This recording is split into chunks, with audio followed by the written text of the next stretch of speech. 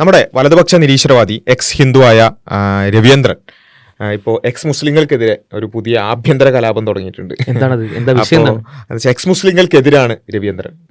അപ്പോൾ നമ്മൾ വിചാരിക്കുക എന്താ, രവീന്ദ്രൻ ഈ എക്സ് മുസ്ലിങ്ങൾ പലപ്പോഴും മുസ്ലിങ്ങൾ അപരവൽക്കരിക്കുകയും വിദ്വേഷങ്ങൾ പ്രചരിപ്പിക്കുന്നുണ്ട്, തെറി പറയുന്നുണ്ട്, അതിനെതിരാണോ? അതിനെതിരായി രവീന്ദ്രൻ നിൽക്കും എന്ന് നിങ്ങൾക്ക് തോന്നുന്നുണ്ടോ?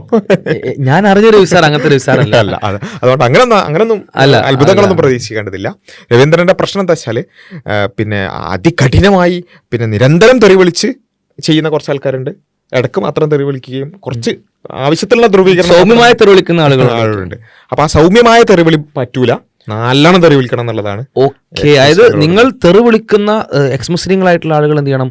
നിരന്തരം ചെയ്തുകൊണ്ടിരിക്കണം, പരമാവധി ഇങ്ങനെ സ്ഥാപിച്ചുകൊണ്ടേയിരിക്കണം. സൗമ്യത ഒന്നും പാടില്ല, അല്ലെങ്കിൽ ലഘുസമീപനം ഒന്നും പാടില്ല. യജമാനന്മാരെ ഇങ്ങനെ ബോധിപ്പിച്ചുകൊണ്ടേയിരിക്കണം എന്നുള്ളതാണ് രവീന്ദ്രൻ. അപ്പൊ ഇതാണ് ഈ എക്സ് ഹിന്ദുവും എക്സ് മുസ്ലിമും തമ്മിലുള്ള ഒരു പ്രശ്നമായിട്ട്, നിരീശ്വരവാദികൾക്കിടയിലുള്ള ഒരു പ്രശ്നമായിട്ട് വന്നിട്ടുള്ളത്. അത് രവീന്ദ്രൻ അപ്പോൾ അതൊരു വീഡിയോ മൊത്തം ഒരു വലിയൊരു പ്രസംഗമായിട്ടൊക്കെ വന്നിട്ടുണ്ട്. അതിന്റെ പ്രധാന ഭാഗങ്ങളൊക്കെ എന്തായാലും രവീന്ദ്രൻ എക്സ് മുസ്ലിങ്ങളോടുള്ള വിയോജിപ്പ് നമുക്ക് ആദ്യം കേൾക്കാം. ഒരു എക്സ് ഹിന്ദു പറയട്ടെ. യഥാർത്ഥത്തിൽ ഈ മതം വിട്ടവരെയും ഇതിനോട് ഇങ്ങനെ ഒട്ടിച്ചു നിർത്തുന്നതിന്റെ പ്രധാനപ്പെട്ട 3 ബേസിക് ഫാക്ടേഴ്സ് ആണ് ഞാൻ പറഞ്ഞത്. ഇവര് മതം വിടുന്നു. മതത്തിന് ഒരുപാട് ഫയൽസ് ഉണ്ട്. ഉദാഹരണമായിട്ട് ഹജ്ജ് ഒരു ഫയലാണ്, സക്കാത്ത് ഒരു ഫയലാണ്, പിന്നെ പല പല ഫയൽസ് ഉണ്ട്. ഫേസ്ബുക്കിൽ തെറി എഴുതുന്ന ഒരു ഫയലാണ്, പല പല ഫയലുകളുണ്ട്. ഈ ഫയലുകളെല്ലാം പൊഴിഞ്ഞ് പോയി, മനസ്സിലായല്ലേ? അവർ പുറത്തേക്ക് പോകും. ഈ എക്സ് മുസ്ലിം എന്ന് പറയുന്ന ഒരു വാക്കിനോട് തന്നെ എനിക്ക് യോജിപ്പില്ല എന്ന് ഞാൻ പലപ്പോഴും പറഞ്ഞിട്ടുണ്ട്. അപ്പം ഈ മുസ്ലിമായ ഒരാൾക്ക് കുറെ ഫയലുണ്ട്, നിസ്കാരം, നോമ്പ്, ഹജ്ജ്, അങ്ങനെ കുറെ ഉണ്ട്. അപ്പൊ ഈ എക്സ് മുസ്ലിങ്ങളെ പ്രത്യേകത മൂപ്പർ ഇങ്ങനെ പറയണം, അതിൽ നിസ്കാരം, ഹജ്ജ്, അതൊക്കെ ഓരോന്നും ഇങ്ങനെ പോയിട്ട് ഇങ്ങനെ മുസ്ലിം അല്ലാതായി മാറണം. ഓരോന്നും ഇങ്ങനെ കൊഴിഞ്ഞ് അവസാനം എക്സ് മുസ്ലിം എന്ന് പറയുന്ന അതിലേക്ക് എത്താണ്. പക്ഷെ ആ പദപ്രയോഗം ഇഷ്ടപ്പെട്ടില്ല എന്നാണ് പറയുന്നത്. സാർ ഒരു എക്സ് ഹിന്ദു ആയതുകൊണ്ട് ചിലപ്പോൾ ഇഷ്ടപ്പെടുന്നു. എക്സ് മുസ്ലിം എന്ന് പറയുന്നത് നിങ്ങൾ എക്സ് എന്ന് പറയും, എക്സ് MLA എന്ന് പറഞ്ഞു കഴിഞ്ഞാൽ MLA ആയിരുന്ന ആൾ. അപ്പൊ MLA എന്ന് പറയുന്നത് നല്ലൊരു പദവി ആയിരുന്നു എന്ന് നിങ്ങൾ അയവിറക്കുന്നതിന്റെ ഭാഗമായിട്ടാണ് എക്സ് MLA, തോറ്റ MLA എന്നൊക്കെ പറയുന്നത്, അല്ലെ? എക്സ് ജഡ്ജി ആയിരുന്നു, എക്സ് മെമ്പർ PSC എന്നൊക്കെ പറയാം. അതുകൊണ്ടാണ് എക്സ് ഒന്നില്ലാതെ എക്സ് മുസ്ലിം മാത്രമേ ഉള്ളത്. അപ്പൊ മുസ്ലിം എന്നുള്ള ആ പൊസിഷന്റെ ആ ഒരു മഹത്വം, അതായത് വേറെ ഒന്നും പുറത്ത് എക്സ് നിരീശ്വരവാദി അല്ലെങ്കിൽ X X Hindu, X identity ആയിട്ട് പറയും. ചിലപ്പോൾ അത് വിശേഷിപ്പിക്കുമായിരിക്കും, പക്ഷെ ഐഡന്റിറ്റി ആയിട്ട് ആരും എന്ത് ചെയ്യുന്നില്ല, കൊണ്ട് നടക്കുന്നില്ല. പക്ഷെ എക്സ് മുസ്ലിം എന്ന് പറഞ്ഞ് കൊണ്ട് നടക്കുന്നുണ്ട്. അപ്പോ അത്രയും ക്വാളിറ്റി ഓലത് അംഗീകരിക്കുന്നുള്ളതാണ്. ശരിയാണ് അല്ലേ? അപ്പൊ അങ്ങനെ എല്ലാവരും ഇത് കണക്കാണ് പറയണത്. Ex Hindu, ex Pulaya, ex Ezhava, ex അല്ല ജസ്റ്റ് പുലയന് ഇഴവനും സാർ ഹിന്ദു ആയിട്ട് പോലും അംഗീകരിക്കുന്നില്ല, അത് വേറെയാണ്. വരേണാണ് എല്ലാരും ഇങ്ങനെ പറഞ്ഞു നടക്കണം. നിങ്ങളുടെ ഒരു പൂർവ്വസ്വത്വത്തെ കുറിച്ച് നിങ്ങൾക്ക് അമിതമായ വ്യഗ്രതയോ ധാരണയോ താല്പര്യമോ ഇല്ലെങ്കിൽ നിങ്ങൾ എന്തിനാണ് അതിനെ എപ്പോഴും ഇങ്ങനെ പറഞ്ഞു ഓരോ ദിവസവും ഞാനൊരു എക്സ് ഇതാണ് എന്ന് പറയുന്നത്? അങ്ങനെയാണ് എല്ലാ കോഴികളും എക്സ് മുട്ട എന്ന് പറഞ്ഞ് നടക്കേണ്ടി വരും, അല്ലേ? they were മുട്ടാസ്. ഇതൊക്കെ ആരിഫ് ഹുസൈൻ കേൾക്കുന്നുണ്ടല്ലോ അല്ലേ? ഇത് സാറിന്റെ അഡ്വൈസ് ആണ്. അപ്പോൾ എക്സ് മുട്ട, അതിനും വലിയ മുട്ട എക്സുകളെ കുറിച്ചൊക്കെ പല ആൾക്കാരും കമന്റുകളിലൊക്കെ പറയാറുണ്ട്. അപ്പൊ ഏതായാലും ഇത് വളരെ കൃത്യമായിട്ടുള്ള പൊസിഷനാണ്. നമ്മൾ ഇയാൾ പറഞ്ഞു എന്നുള്ളതുകൊണ്ട് നമ്മൾ എതിർക്കേണ്ട കാര്യമൊന്നുമില്ല. ഒരു നല്ല പൊസിഷന് പുറത്ത് വരുമ്പം അത് എക്സ് വെച്ചിട്ട് പറയാന്ന്, എക്സ് MLA എന്നൊക്കെ പറയുന്ന പോലെ പറയാന്നുള്ളത്. അപ്പൊ ഒരു മുസ്ലിം എന്ന് പറഞ്ഞാൽ സൃഷ്ടിച്ച സട്ടാവിന് സമർപ്പിച്ച് ജീവിക്കുന്നവൻ, മുസ്ലിം എന്ന് പറഞ്ഞാൽ സമർപ്പിച്ചവൻ ആണല്ലോ. അപ്പൊ അത് എന്നുള്ള വലിയൊരു പൊസിഷനാണ്. അപ്പൊ അതിന് യോഗ്യത ഇല്ലാത്ത ആൾക്കാരാണ് ഈ എക്സ് ആകുന്നത്. അപ്പൊ പറയാം മുന്നേ അങ്ങനൊക്കെ ഒരു അറിയപ്പെട്ടിരുന്ന ആളായിരുന്നൊക്കെ വേണമെങ്കിൽ പറയാം. ഈ ലോകത്തിൻ്റെതായ ചങ്ങലകളിൽ നിന്നൊക്കെ ഭേദിച്ച് സട്ടാവിന്റെ സമർപ്പണത്തിൽ മാത്രം ജീവിച്ചു എന്നുള്ള വളരെ ഉന്നതമായ പൊസിഷനിൽ നിന്നിരുന്നു ഞാൻ. പക്ഷെ ഇപ്പൊ എനിക്ക് അതിനുള്ള യോഗ്യത ഇല്ല എന്നുള്ള അത് പറയാം, കുഴപ്പമൊന്നുമില്ല. ഞാൻ പറയുന്നത് എക്സ് മുസ്ലിം ഉപയോഗിക്കുന്ന പ്രശ്നമൊന്നും ഇല്ല എന്നാണ് സാറിനോട്. വലിയ കുഴപ്പമൊന്നുമില്ല. അപ്പൊ ഞാൻ പറഞ്ഞു വന്നത്, എന്താണത്, അവരിന്ന് ഫയലുകളെല്ലാം പോകും. അവർ ഹജ്ജിന് പോവില്ല, സക്കാത്ത് കൊടുക്കില്ല, അത് ചെയ്യില്ല, ഇത് ചെയ്യില്ല, പാരായണമില്ല, പിള്ളേരെ മദ്രസയിൽ വിടുന്നില്ല, എല്ലാം ഇങ്ങനെ എല്ലാ ഫയലുകളും കൊഴിഞ്ഞു പോകുമ്പോഴും ചില ഫയലുകൾ, കാരണം ഇസ്ലാം എന്ന് പറഞ്ഞാൽ കേവല വിശ്വാസം മാത്രമല്ല, അതൊരു പൊളിറ്റിക്കൽ ഐഡിയോളജി കൂടിയാണ്. അവരുദ്ദേശിക്കുന്നത് മനസ്സിനെ അല്ലെങ്കിൽ അന്ധവിശ്വാസികളാക്കുക എന്നുള്ള മാത്രമല്ല, അധികാരം പിടിച്ചെടുക്കുക എന്നുള്ളതാണ്. അപ്പൊ ചില ഫയലുകൾ ഇപ്പൊ നമുക്ക് ഇപ്പൊ എറർ കാണിച്ചിട്ട് ഇങ്ങനെ ഡിലീറ്റ് ചെയ്യപ്പെടാത്ത ഫയൽ ഉണ്ടല്ലോ.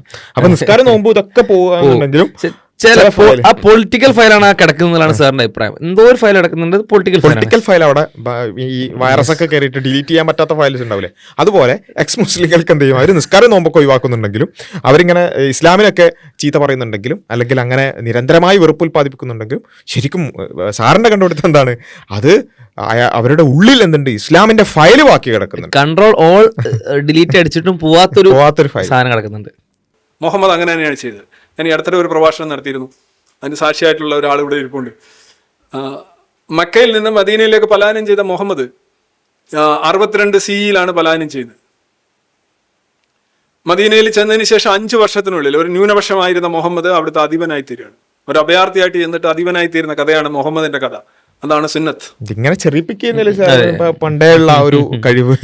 ഒന്നാമത് ജനിച്ച നാട്ടിൽ നിന്നും എന്ത് ചെയ്യാണ്, ആട്ടി ഓടിക്കപ്പെടുകയാണ്, വിശ്വസിച്ചതിന്റെ പേരിൽ മാത്രം ആട്ടി ഓടിക്കപ്പെടുകയാണ്. എന്നിട്ട് മറ്റൊരു നാട്ടിലേക്ക് പോവാണ്, അവിടെയുള്ള ജനങ്ങൾ സ്വീകരിക്കുകയാണ്, അവരോട് പ്രബോധനം ചെയ്യാണ്, അവരെല്ലാവരും മനസ്സിലാക്കണം. അങ്ങോട്ട് വെറുതെ കയറി അവർ വിളിച്ചിട്ടാണ് പോകുന്നത്. ഇപ്പോ ഒരുപാട് സ്ഥലങ്ങളിൽ അഭയം ചോദിക്കുന്നുണ്ട്, അങ്ങോട്ട് അടിച്ചേറിയല്ല കേട്ടോ, ഹജ്ജിന് വരുന്ന ഒരുപാട് സ്ഥലത്തെ ആളുകളോട് അഭയം ചോദിക്കുന്നുണ്ട്, ഓരോ കുടുംബങ്ങളോടും പോയി ചോദിക്കുന്നുണ്ട്. അതിൽ ആരും സ്വീകരിക്കാൻ തയ്യാറാകുന്നില്ല. അതിൽ യസ്രീബ് എന്ന് പറയുന്ന സ്ഥലത്ത്, അഥവാ ഇന്നത്തെ മദീന, അവിടുന്ന് വരുന്ന ഒരു കൂട്ടം ആളുകൾ അതിന് തയ്യാറാകുന്നു. അവർ അന്ന് 6 പേരായിരുന്നു, അടുത്ത വർഷം അവർ 12 പേരായി തിരിച്ചു വരുന്നു. അതിൻ്റെ അടുത്ത വർഷം അവർ 70-ലധികം ആളുകളെ തിരിച്ചു വരുന്നു. 100 കണക്കിന് ആളുകളോട് മുസ്ലിങ്ങളായിട്ട് മാറുന്നു. എന്നിട്ട് അവർ ഉറപ്പിച്ചു പറയുന്നു, ഞങ്ങൾ താങ്കളെ സംരക്ഷിക്കാന്ന് പറഞ്ഞ് അവർ അദ്ദേഹത്തെ അങ്ങോട്ട് കൊണ്ടുപോകുന്നു. അവരുടെ അധിപനായ, അവരുടെ രാജാവായ, അവരുടെ നേതാവായിട്ട് അദ്ദേഹത്തെ വാഴ്ചിക്കുന്നു. എന്നിട്ട് തന്നെ അവിടെ പോയിട്ടും ഭരണഘടന ഉണ്ടാക്കുകയാണ്. ലോകത്തിലെ തന്നെ ഏറ്റവും ആദ്യത്തെ ഭരണഘടന എന്ന് വേണമെങ്കിൽ പറയാൻ പറ്റുന്ന കോൺസ്റ്റിറ്റ്യൂഷൻ ഓഫ് മദീന, അല്ലെങ്കിൽ മദീന കരാർ, മദീന ചാപ്റ്റർ എന്നൊക്കെ നമ്മൾ പറയുന്ന ആ ഒരു ചാർട്ടർ എന്ന് പറയുന്ന ആ ഒരു കാര്യം, അതിൽ മുസ്ലിങ്ങളും അവിടെ ജൂതന്മാരും ഉണ്ടായിരുന്നു, മുസ്ലിങ്ങളും ജൂതന്മാരും ഒരുമിച്ച് ജീവിക്കുന്നതും അങ്ങനെ കോ എക്സിസ്റ്റൻസിന്റെ വലിയൊരു പ്രഖ്യാപനം ഉണ്ടാവുകയാണ്. ഇത് ഇത്രയും വലിയൊരു ചരിത്രം അങ്ങോട്ട് ഇടിച്ചു കയറി ചെല്ലുന്നു. ന്യൂനപക്ഷനായിട്ട് ഒറ്റയാൾ എന്ത് ചെയ്യുന്നു, സംഭവം എന്താ, ഇയാൾക്ക് വേറെ ചില അജണ്ടകൾ പറയാൻ. അതിന്റെ കാരണം എന്താ, ഇയാൾക്ക് യൂറോപ്പിൽ പോകുന്ന അഭയാർത്ഥികളെ കുറിച്ചൊക്കെ കുറച്ച് നെഗറ്റീവ് നറേറ്റീവ് ഉണ്ടാക്കാനുണ്ട്. അതിന് മുഹമ്മദ് നബി അങ്ങനെ ചെയ്തതാണ്, അപ്പോൾ മുഹമ്മദ് നബി അങ്ങനെ ചെയ്തുകൊണ്ട് മുസ്ലിങ്ങൾ എല്ലാവരും അങ്ങനെ ചെയ്യേണ്ടതാണെന്നുള്ള നറേറ്റീവ് പുഷ് ചെയ്യണം. അതിനുവേണ്ടി അടിച്ചങ്ങണ്ട് പറയാനേ. നമ്മൾ ഇത്രയും നേരം പറഞ്ഞത് ഒരു 2 മണിക്കൂർ പറയാനുള്ള ചരിത്രത്തിന്റെ വളരെ ചുരുങ്ങിയ രൂപമാണ്. അപ്പൊ അത് ഒക്കെ മൂപ്പർക്ക് വിട്ടിട്ടുണ്ട്. മൂപ്പർക്ക് പൊളിറ്റിക്സ് വേണം. അപ്പൊ പൊളിറ്റിക്കൽ ഫയൽ ഡിലീറ്റ് ചെയ്യുന്നില്ല എന്ന് പറഞ്ഞ ആളാണ്. മുഹമ്മദ് ചെയ്തതുപോലെ ചെയ്യുക എന്നുള്ളത് ആ മതത്തിൽ വളരെ പ്രധാനപ്പെട്ട കാര്യമാണ്. അപ്പം അതിലെ കുറെ ഫയലുകളാണ്. ബ്രദർഹുഡ്, ഞാൻ മുമ്പേ കാണിച്ച ഐഡന്റിറ്റി, സ്വത്വബോധം. അതറിങ് എന്ന് പറഞ്ഞാൽ ഇവൻ ലവനാണ്, ലവൻ ഇവനാണ്. നീ ഏത് മതത്തിൽപ്പെട്ടാണ്? അല്ല, എനിക്ക് മതമൊന്നുമില്ല. ഏത് മതത്തിൽപ്പെട്ട ആയിരുന്നു? എന്നെ അവിടെ നിന്നൊക്കെ വരുന്നത്. എന്നാ നീ ഇസ്ലാമിനെ വിമർശിക്കണ്ട. ഇസ്ലാമിനെ വിമർശിക്കാൻ ഇവിടെ ആളുണ്ട്. ഇത് കുലത്തൊഴിലാണ്, താഴമൺ ലെവലാണ്. അതറിങ്. അതായത് ഓക്കെ, ഇപ്പൊ പറഞ്ഞുകൊണ്ടിരിക്കുന്ന ഇവർക്കിടയിൽ ഇത് പ്രശ്നമുണ്ട്. അതായത് പിന്നെ ഈ എക്സ് ഹിന്ദു നിരീശ്വരവാദികൾ ഇസ്ലാമിനെ വിമർശിക്കുമ്പോൾ എക്സ് മുസ്ലിം നിരീശ്വരവാദികൾ, സംബന്ധിച്ചിടത്തോളം ഇതൊരു ബിസിനസ്സാണ് സംഭവം. കാരണം ഇവർ ഈ എക്സ് മുസ്ലിങ്ങൾ നോക്കുമ്പോൾ വെച്ചാല് നമ്മളുടെ ടെറിട്ടറിയിലേക്ക് മറ്റേ എക്സ് ഹിന്ദുക്കൾ കയറിയാല് ബിസിനസിനെ ബാധിക്കും. കാരണം മറ്റേ മുതലാളിമാര് പൈസ കൊടുക്കണ്ടല്ലോ, അപ്പൊ അതിനുള്ള ജോലി കൃത്യമായിട്ട് ചെയ്യണം. അപ്പൊ ഈ എക്സ് ഹിന്ദു രവീന്ദ്രനൊക്കെ വന്നിട്ട് ഇസ്ലാമിനെ വിമർശിച്ചാല് എക്സ് മുസ്ലിം ടെറിട്ടറിയിൽ 2 ടീമുണ്ട്. എക്സ് ഹിന്ദു ഉണ്ട്, എക്സ് മുസ്ലിം ഉണ്ട്, എക്സ് ക്രിസ്ത്യൻ ഉണ്ട്, 3 ടീമുണ്ട്. അപ്പൊ ഏതായാലും എക്സ് മുസ്ലിങ്ങളാണ് ഇപ്പം പ്രശ്നക്കാരായിട്ട് രവിക്കുള്ളത്. അപ്പൊ എക്സ് മുസ്ലിങ്ങളെ പ്രശ്നം എന്താ വെച്ചാല് എക്സ് ഹിന്ദുക്കൾ വന്നിട്ട് എക്സ് മുസ്ലിങ്ങൾ അല്ലെങ്കിൽ അത് ചെയ്യുന്ന സമയത്ത് നിന്നില്ല, എക്സ് മുസ്ലിം സമ്മതിക്കുന്നില്ല. അത് ശരിക്കും ഇത് അഡ്രസ് ചെയ്യേണ്ട പ്രശ്നമാണ്. ഞാൻ രവിന്റെ കൂടെ കേട്ടോ, മൗലികാവകാശ ലംഘനമാണ് ഇത് അടിസ്ഥാനം. ഇത് എക്സ് മുസ്ലിം മസാല അടിച്ചാല് ഓക്കെ, നിങ്ങൾക്ക് ചെയ്യാനുള്ള റൈറ്റ് ഒക്കെ ഉണ്ട്. പക്ഷെ വേറൊരാൾക്ക് നിങ്ങൾ ചെയ്യുന്ന ഇതേ വൃത്തികെട്ട പണി ചെയ്തുകൊണ്ട് അയാൾക്ക് സമ്പാദിക്കാൻ ആഗ്രഹമുണ്ടെങ്കിൽ അയാളുടെ അവകാശത്തെ തടയാൻ നിങ്ങൾ ആരാണ്? നിങ്ങൾക്ക് എങ്ങനെയാണ് പറ്റുക? നിങ്ങൾ എല്ലാവരുടെയും മുതലാളിമാർ ഒരേ തന്നെയല്ലേ? അപ്പൊ മുതലാളിമാരോട് സംസാരിച്ച് തീരുമാനാക്കുക. എന്തായാലും പൈസ തരുന്നുണ്ട്, അതിലിപ്പോ എക്സ് ഹിന്ദുക്കൾ പ്രൊഡക്റ്റീവ് ആകുന്നതാണ്. പരമാവധി ആളുകൾ പ്രൊഡക്റ്റിവിറ്റിയിലേക്ക് വരട്ടെ, എല്ലാവരും വരട്ടെ. അപ്പോ അത് ശ്രദ്ധിക്കുക. അങ്ങനെ ഒരിക്കലും സാറിന് വിഷമമായിട്ടുണ്ടെങ്കിൽ ഒരിക്കലും നിങ്ങളത് അങ്ങനെ ചെയ്യരുത്, പരിഗണിക്കണത്. അപ്പൊ ഏതായാലും നമ്മൾ പറഞ്ഞു വന്നത്, ഇപ്പം രവീന്ദ്രൻ പറയുന്നത് എന്താ വെച്ചാൽ ഈ എക്സ് മുസ്ലിങ്ങൾ, ഏത് എക്സ് മുസ്ലിം, ഈ ജബ്ബാറിനെ പോലുള്ള ആൾക്കാർ മുസ്ലിങ്ങൾ മനുഷ്യരായാൽ പ്രശ്നം പരിഹരിക്കാമെന്ന് ഒരു മുസ്ലിമിനെ പച്ചക്ക് കത്തിച്ചു കൊന്നപ്പം എഴുതിയ ജബ്ബാറിന് വീര്യം പോരാന്നാണ് പറയുന്നത്. ഉഷാറായിട്ട് തരുവാണ്. ജബ്ബാറിനടക്കം എന്തുണ്ട് കുറെ ഫയൽ ഡിലീറ്റ് ചെയ്യാനുണ്ട്. ഏത് ഫയല്? പൊളിറ്റിക്കൽ ഫയലുകൾ എന്ന് വെച്ചാൽ ജബ്ബാറിനടക്കം മുസ്ലിം എന്നുള്ള ഐഡന്റിറ്റി ഉണ്ട്. അങ്ങനെയുള്ള എവിടോ ഏതോ സ്ഥലത്ത് ചിലപ്പോൾ എന്തെങ്കിലുമൊക്കെ ഒരു എന്താ പറയാ സംഘപരിവാർ അജണ്ടകൾ സംസാരിച്ചിട്ടുണ്ടാവും. അതിനെയാണ് എടുത്തു പറയുന്നത്. നിങ്ങൾ ഇത്ര വീരത്തെറി പറഞ്ഞതും പോരാ, നിങ്ങളുടെ വീര്യം കൂട്ടണം. ഏതെങ്കിലും ഒരു സമയത്ത് പോലും മുസ്ലിങ്ങളെ തീവ്രമായിട്ട് പ്രയാസപ്പെടുത്താൻ ബുദ്ധിമുട്ടിക്കുന്ന ഏതെങ്കിലും പൊളിറ്റിക്കൽ അജണ്ടകൾക്കെതിരെ, മുസ്ലിങ്ങൾക്ക് അനുകൂലമായിട്ട് പോലല്ല, വേറെ ഏതെങ്കിലും പൊളിറ്റിക്കൽ അജണ്ടകൾക്കെതിരെ, ആ അജണ്ടകൾ എന്ന് പറഞ്ഞാൽ മുസ്ലിങ്ങൾക്കെതിരെ നിൽക്കുന്ന തീവ്രമായിട്ട് നിൽക്കുന്ന അജണ്ടകളായിരിക്കും. അതിനെതിരെ ഒരു ചെറിയ വാക്ക് പോലും നിങ്ങൾ പറഞ്ഞു കഴിഞ്ഞാൽ നിങ്ങൾ പൊളിറ്റിക്കൽ ഫയൽ ഡിലീറ്റ് ചെയ്യാത്ത എക്സ് മുസ്ലിമായിട്ട് മാറി എന്നുള്ളതാണ് ബോസിന്റെ. പക്ഷെ ഇത് പറയുന്ന എക്സ് ഹിന്ദു രവീന്ദ്രനെ സംബന്ധിച്ചിടത്തോളം അദ്ദേഹത്തിന്റെ അവസ്ഥ എന്താ? ഇപ്പൊ പല ആളുകളും നമ്മൾ ഈ രവീന്ദ്രൻ സംഖ്യയാണോ എന്നൊക്കെ ചോദിക്കുന്ന സമയത്ത് പല ആൾക്കാരും പറയും രവീന്ദ്രൻ സംഖ്യയല്ല. കാരണം എന്താ? രവീന്ദ്രൻ പൂജ നടത്താറില്ല, രവീന്ദ്രൻ അമ്പലത്തിൽ പോകാറില്ല, രവീന്ദ്രൻ വിമർശനം നടത്താറുണ്ട്, ഹൈന്ദവമത വിമർശനം നടത്താറുണ്ട്, പിന്നെ ക്ഷേത്രത്തിൽ പോകാറില്ല, വഴിപാടുകൾ നടത്താറില്ല, ഇങ്ങനെയുള്ള കുറെ സാധനങ്ങൾ. പക്ഷേ ഇതേ സാധനം രവീന്ദ്രന്റെ അടുത്തേക്ക് ഒന്ന് ടോക്കിയേ. രവീന്ദ്രന് ഈ പറഞ്ഞ ഫയലൊക്കെ, അമ്പലത്തിൽ പോകുന്ന ഫയല്, വഴിപാട് നടത്തുന്ന ഫയല്, ഇങ്ങനെയുള്ള എല്ലാ ഫയലും ഡിലീറ്റ് ആയി. പക്ഷേ രവീന്ദ്രന്റെ ഉള്ളിൽ ഹിന്ദുത്വ ഫയൽ ഡിലീറ്റ് ആയിട്ടില്ല, പൊളിറ്റിക്കൽ ഫയൽ ഡിലീറ്റ് ആയിട്ടില്ല. അതുകൊണ്ടാണ് രവീന്ദ്രൻ എന്ത് ചെയ്യുന്നത്? ഇപ്പോഴും സംഘപരിവാറിന് വേണ്ടി സവർക്കറെ വെള്ളപൂശുക, ഗോൾവാൾക്കറെ വെള്ളപൂശുക, അതേപോലെ തന്നെ ഡീറ്റൻഷൻ സെന്ററിനെ വെള്ളപൂശുക, പൗരത്വ ഭേദഗതി ബില്ലിന് കർഷക സമരം ആദ്യമായിട്ട് സമരം ചെയ്ത് സംഘപരിവാർ പിന്നിലേക്ക് പോകുന്ന ഒരു വിഷയമായിട്ട് കർഷക സമരത്തിലെ കർഷക ബില്ല് പോലും ഈ ചെങ്ങായി ഇരുന്നിട്ട് എന്ത് ചെയ്യുന്നു? കേരളത്തിൽ 1 മണിക്കൂർ ഇരുന്നിട്ട് ന്യായീകരിച്ചിരുന്നു. അത് നമ്മൾ പറയാറുണ്ടല്ലോ, ഈ ധർമ്മത്തിന് പ്രശ്നം സംഭവിക്കുമ്പോൾ ദൈവത്തിന്റെ അവതാരങ്ങൾ വരും എന്നുള്ളതാണ് ഹൈന്ദവ വിശ്വാസം. അതേപോലെ BJPക്ക് അല്ലെങ്കിൽ സംഘപരിവാറിന് എന്തെങ്കിലും പ്രശ്നം സംഭവിക്കുമെന്ന് ബാക്ക് ഫുട്ടിലാവുമ്പോൾ രവി അവതരിക്കും, രവി അവതാരം വരും. എന്നിട്ട് 1 മണിക്കൂർ അതൊന്ന് കേൾക്കുന്ന സാധനമാണ്. 1 മണിക്കൂർ ന്യായീകരണം ഉണ്ടാവും. പറഞ്ഞ വിഷയങ്ങളിലെല്ലാം ന്യായീകരിച്ചിട്ടുണ്ട് ബോസ്. അതേസമയം ഈ ഫയൽ മാത്രം രവിനെ നിലനിൽക്കുന്നുള്ള ബാക്കി എല്ലാ ഹിന്ദുത്വ ഫയലുകളും രവിന് ഡിലീറ്റ് ആയിപ്പോയിട്ടുണ്ട്. അപ്പോൾ ഞാൻ ചോദിക്കുന്നത്, ഇത് വളരെ സീരിയസ് ആയിട്ട് ചോദിക്കുകയാണ്. പല നിരീശ്വരവാദികളും പറഞ്ഞു രവി സംഖ്യയല്ല, കാരണം രവി എന്തിന് ജ്യോതിഷത്തെ എതിർക്കാറുണ്ട്, രവി പിന്നെ അമ്പലത്തെ എതിർക്കാറുണ്ട്, രവി പിന്നെ ഈ വഴിപാടുകളെ എതിർക്കാറുണ്ട് എന്നുള്ളതാണ് പറയാറുള്ളത്. ഇതേ സാധനം രവി ഇപ്പോൾ പറഞ്ഞ അതേ സാധനം രവിയിലേക്ക് അപ്ലൈ ചെയ്യുക. രവി എന്തുകൊണ്ട് ഈ പൊളിറ്റിക്കൽ ഹിന്ദുത്വ ഫയൽ മാത്രം ഡിലീറ്റ് ചെയ്തില്ല എന്ന് വെച്ചാൽ രവിക്ക് ഹിന്ദുത്വ ഐഡന്റിറ്റി, ഹിന്ദുത്വ പിന്നെ ബ്രദർഹുഡ് ഐഡിയോളജി ഇപ്പോഴും അവിടെയുണ്ട്. ഇതന്നെ ഇപ്പോൾ രവി ഒരു ഇൻ്റർവ്യൂവിൽ പറയുന്നുണ്ട്, നിങ്ങൾക്ക് ഏറ്റവും കൂടുതൽ പേടി ആരാണ് എന്ന് ചോദിക്കുന്നുണ്ട്. അപ്പോൾ അവതാരകൻ അല്ലല്ല ഇസ്ലാമിനെ തന്നെയാണ്, പിന്നെ കമ്മ്യൂണിസ്റ്റുകളെയാണ്. എന്ന് വെച്ചാൽ മറ്റേ ആളെ എഴുതി വെച്ച അതേ സാധനം. ഇന്ത്യക്ക് 3 ആഭ്യന്തര ശത്രുക്കളാണുള്ളത്, ഒന്ന് മുസ്ലിങ്ങൾ, അതേപോലെ കമ്മ്യൂണിസ്റ്റുകൾ, ക്രിസ്ത്യാനികൾ. ഇതേ സാധനം രവിയുടേതായ രൂപത്തിൽ എന്ത് ചെയ്യാണ് പറയാണ്, അത്രേ സംഭവിക്കുന്നുള്ളൂ.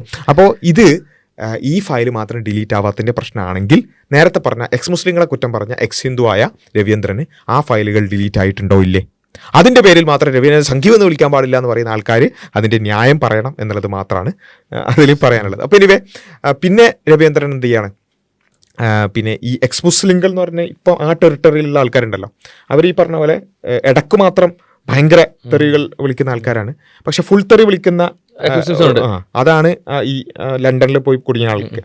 അപ്പം അത് രവിന്റെ ടീമാണ് ശരിക്കും. ഇപ്പോൾ രവിന്റെ എസൻസ് ടീമിന്റെ കൂടെയാണ് രവി ഉദ്ദേശിക്കുന്നത് പോലെ തെറി പറയുന്ന ടീം. അത് മാത്രം ആ വൃത്തികേടൊക്കെ കണ്ടാൽ നമുക്ക് മനസ്സിലാവുമല്ലോ.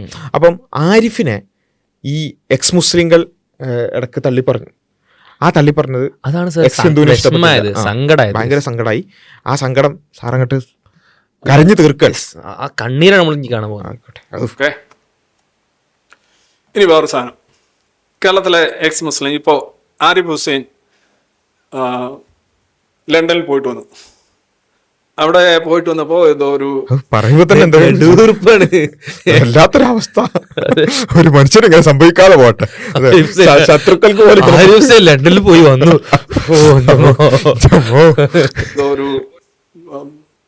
ഒരു പബ്ലിക് സ്ക്വയറിൽ അവിടെ ഭയങ്കരമായിട്ട് ഡിബേറ്റുകളൊക്കെ നടക്കാറ്. ഡിബേറ്റ് എന്ന് പറഞ്ഞാൽ ബഹളവും ഭീഷണിയും, ചിലപ്പോൾ ബഹളവും ഭീഷണിയും, ചിലപ്പോൾ പള്ളക്ക് കത്തിവരെ കയറ്റും. എത്ര ആൾക്കാരെ പള്ളക്ക് കത്തിയിട്ടുള്ളത്? കത്തി കയറ്റല്ല, നാവ് കൊണ്ട് പറഞ്ഞു നിൽക്കാൻ കഴിയാത്ത ആളുകൾക്ക് സ്വാഭാവികമായിട്ടും വസ്തുവല്ലാത്ത ആളുകൾക്ക് ഒന്നും ചെയ്യാൻ പറ്റൂല. അതാണ് സംഭവിച്ചുള്ളത്. പള്ളക്ക് കത്തി കയറ്റും. ആരിഫിനെ തോൽപ്പിച്ചു വിട്ടപ്പോഴേക്ക് ഉത്തരം മുട്ടി പക്ഷേ പള്ളക്ക് അത്യായിട്ടുന്ന ബഹളം. അല്ലെങ്കിലേ ലണ്ടൻ ഓൾറെഡി ഒരു നെഗറ്റീവ് ഇമേജ് ഉണ്ട്, ഇന്റർനെറ്റ് ഇല്ല എന്നുള്ളത്. ഇന്റർനെറ്റ് ഫെസിലിറ്റി ഇല്ലാത്തൊരു ലോക നഗരം എന്നുള്ള നെഗറ്റീവ് ഇമേജ് കേരളത്തിൽ വന്നു കഴിഞ്ഞ് ഇപ്പൊ ഇനി പള്ളക്കുത്തിയേറ്റുന്ന സ്ഥലം എന്നുള്ളത് കൂടി വരികയാണ്. കാരണം എന്താ വെച്ചാൽ ഇതെന്ന് പറഞ്ഞാൽ ഈ സ്പീക്കേഴ്സ് കോർണർ എന്ന് പറഞ്ഞാല് ലോകത്തന്നെ ഏറ്റവും പ്രസിദ്ധമായ ഡിബേറ്റ് സ്ക്വയർ ആണ്. ലോകത്തന്നെ ഇങ്ങനെ ഡിബേറ്റുകൾക്ക് വേണ്ടി മാത്രമായി, സ്വതന്ത്രമായ ചർച്ചകൾക്ക് വേണ്ടി മാത്രമായിട്ട് അതിനുവേണ്ടി ഒഴിച്ചിട്ട സ്ഥലങ്ങൾ വളരെ കുറച്ചാണ്. അതിൽപ്പെട്ട ഏറ്റവും പ്രസിദ്ധമായ സ്ഥലമാണ് ഹൈഡ് പാർക്കിലുള്ള സ്പീക്കേഴ്സ് കോർണർ. അതിന്റെ കാര്യങ്ങളൊക്കെ നമ്മൾ വിശദീകരിച്ചിട്ടുള്ള വീഡിയോസ് ഒക്കെ നമ്മൾ ഇറക്കിയിട്ടുണ്ട്. അപ്പൊ എനിവേ അവിടെ സ്ഥിരമായി ഡിബേറ്റ് നടക്കുന്നതാണ്, വർഷങ്ങളായി നടക്കുന്നതാണ്. ഒന്നോ രണ്ടോ സമയത്താണ് എന്തോ ഒരു കയ്യേറ്റങ്ങൾ ഉണ്ടായിട്ടുള്ളത്. അതെടുത്തിട്ട് ആണ് എന്ത് ചെയ്യുന്നത്, ഇയാള് മൊത്തം സ്പീക്കേഴ്സ് കോർണർ മൊത്തം പള്ളക്കുത്തി കയറ്റിയ സ്ഥലമാണ്. അപ്പൊ ഞാൻ പറഞ്ഞതെന്ന് വെച്ചാല് ഇവിടെ ആരിഫിന്റെ വിഷയത്തിൽ എന്തെങ്കിലും കത്തിയോ അല്ലെങ്കിൽ പോണ്ട, ആരിഫിന്റെ ആയത്ത് കിട്ടിലാണ് പ്രശ്നം. ബോസിന്റെ ആയത്ത് കിട്ടാതെ എന്തൊക്കെ കാര്യങ്ങളാണ്. ഓക്കെ, അങ്ങനെയൊക്കെയുള്ള പ്രശ്നങ്ങളോ അക്രമങ്ങളൊക്കെ നടക്കുന്ന സ്ഥലമാണ്. അവിടെ പോയി ഇസ്ലാമില് വിവാഹേതര ബന്ധത്തിൽ പിറന്ന സ്ത്രീയുടെ മകളെ അല്ലെങ്കിൽ വിവാഹേതര ബന്ധത്തിൽ പിറന്ന മകളെ വിവാഹം കഴിക്കാമോ എന്നുള്ള വളരെ മനോഹരമായൊരു ചോദ്യം അതിന് ഇസ്ലാം നൽകുന്ന മറുപടി ആകാം എന്നുള്ള രീതിയിൽ ആരിഫ് പറഞ്ഞു. അതിന്റെ ഒരു ആയത്തുണ്ടെന്ന് പറഞ്ഞു. ആയത്ത് എന്ന് പറഞ്ഞു കഴിഞ്ഞാൽ ഖുർആനിലുള്ളതാണ്. ഹദീസ് അങ്ങനെ പല പല സാധനമുണ്ട്. എന്നിട്ട് കിട്ടിയോ? അപ്പൊ ആയത്ത് എവിടെയെന്ന് നോക്കിയിട്ട് അങ്ങനെ ഏതാണ്ടൊക്കെ വരുന്ന ആയത്തുകളൊക്കെ ഉണ്ട്. അത് കാണിക്കണേ, ഏതാണ്ടൊക്കെ വരുന്ന ആയത്ത്, ഏതാണ്ട് വരുന്ന അടുത്ത് ആരിഫ് പറഞ്ഞ സാധനം ഇല്ല, എന്നാലും അപ്പൊ പിന്നെ മകളാകണമെന്നില്ല, ചിലപ്പോ ഭാര്യനെ കെട്ടാന്നായിരിക്കും. അതാണ് ആ മകളുടെ ഉമ്മ. അതായത് സ്വന്തം മകളെ കല്യാണം കഴിക്കാന്ന് ഖുർആനിലുണ്ട് എന്ന് പറഞ്ഞത് ഒന്ന് മാറ്റിയാൽ മതി.